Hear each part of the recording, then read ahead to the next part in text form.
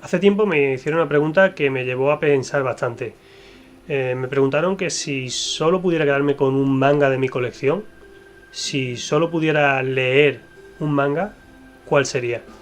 Le estuve dando bastantes vueltas a la pregunta porque me resultaba complicado elegir un solo manga de todos los que he leído. Pensé en uno de esos shonens que tienen tantísimos tomos y que te dan tantas y tantas horas de lectura y diversión. Pensé también en clásicos, en los clásicos imperdurables que siempre están ahí, que nunca van a pasar de moda, como Adolf, como Akira o Ghost in the Shell. Pero después de meditarlo un poco más, después de darle algunas vueltas, lo tuve claro. Si tuviera que leer un solo manga, sería Ikkyu.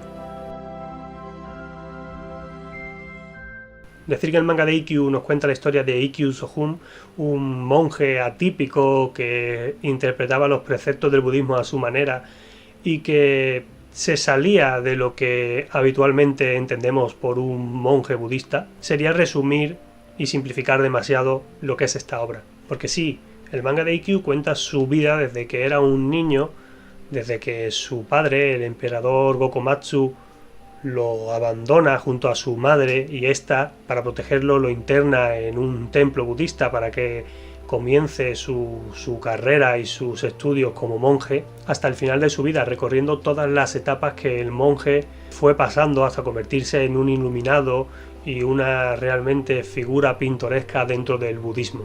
Pero como digo, resumir la historia en esto sería simplificarla demasiado, porque Ikkyu también es la historia de una época de Japón entre los siglos XIV y XV, una época convulsa de intrigas políticas, de ambición, de luchas por el poder, de hambre y enfermedades.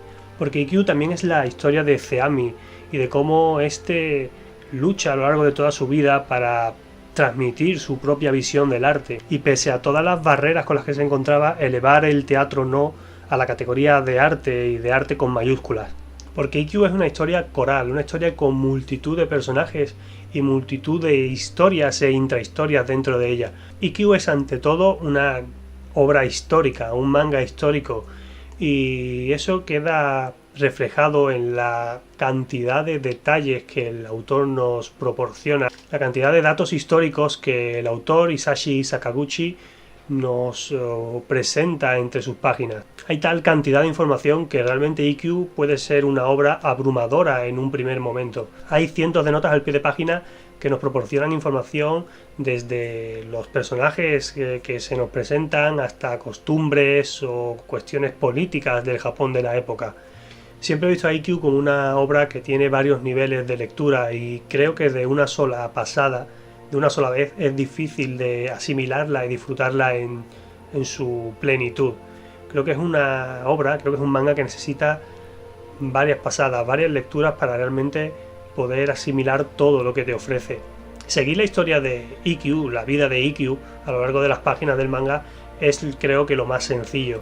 Ikkyu es el hijo ilegítimo del emperador y este lo abandona porque tiene miedo de que su concubina atente contra él con idea de que Ikkyu se convierta en el nuevo emperador, así que los expulsa a ambos del palacio y los obliga a vivir en el exilio. Pero la madre de Ikkyu también tiene miedo de que su hijo pueda sufrir algún tipo de atentado por los miedos del emperador, así que decide llevarlo en secreto hacia un templo y dejarlo allí para que aprenda los preceptos del budismo y se convierta en monje.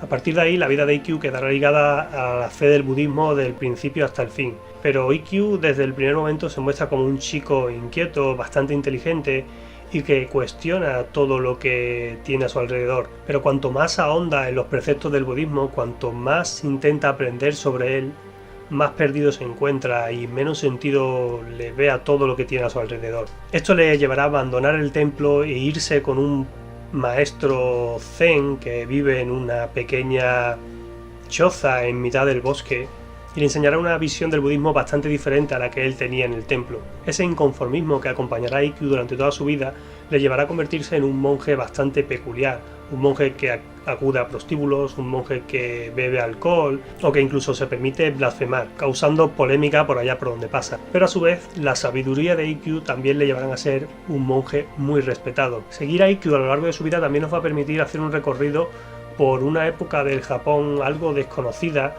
y bastante convulsa, una época gobernada por las batallas por el territorio y el poder, una época en la que la hambruna y las enfermedades se extendían por todas partes, y este manga nos va a permitir conocer en mayor profundidad a la sociedad japonesa de esa época, cómo se organizaban de manera comercial, cultural o religiosa o política. Como digo, leer Ikkyu es recibir una gran lección de historia por parte de su autor. Y como digo, este es uno de los motivos por el que creo que si me tuviera que quedar con un manga, me quedaría con Ikkyu, porque no solo me ofrece una historia, me ofrece mucho más. Ahí creo que siempre la he visto como una obra que tiene varios niveles de lectura. Un nivel más superficial, que es seguir la historia de la vida de Ikkyu, pero también un nivel más profundo, analizando las distintas reflexiones que se nos plantean a lo largo de sus páginas. Reflexiones sobre lo efímero de la vida y el sentido de la misma, reflexiones sobre la religión y sus contradicciones, sobre las distintas visiones del amor que puede tener una persona. Son casi innumerables las cuestiones que Ikkyu nos plantea y sobre las que podemos reflexionar una vez leída la obra. Es un manga que nos enseña la felicidad de vivir. Ikkyu es un manga que nos enseña a disfrutar de la vida, porque los preceptos que seguía Ikkyu, el monje Ikkyu, iban en ese camino. Él siempre criticaba a aquellas personas que no dejaban de preguntarle cómo alcanzar una mejor vida en el más allá, o que le pedían o le ofrecían donaciones para que él les pudiera bendecir para tener una mejor vida. Él les decía que debían de preocuparse de vivir la vida que tienen, de disfrutar de lo que hay en este momento y no pensar tanto en lo que voy a tener después. Él decía que el paraíso estaba aquí ya, ¿no? El paraíso estaba alrededor nuestra y muchas veces no sabíamos verlo. Es un manga que me he leído ya varias veces y siempre que lo leo encuentro algo nuevo sobre lo que reflexionar o sobre lo que meditar.